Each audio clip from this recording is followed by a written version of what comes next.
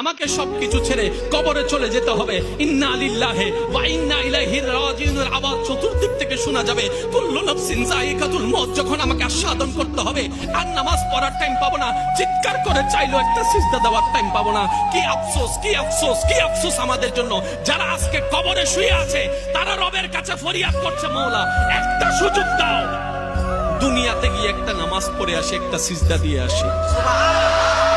কবরবাসী চিৎকার করে রবকে বলে, মাওলা ভুল করেছি, ভুল করেছি, ভুল করেছি, একটা সুযোগ দাও। আবার দুনিয়ায় যাব, মাওলা হাজার ব্যবসা থাকুক আমি নামাজ ছাড়বো না, হাজার চাকরি থাকুক আমি নামাজ ছাড়বো না, মাওলা একটা সুযোগ দাও, একটা সুযোগ দাও, একটা সুযোগ দাও।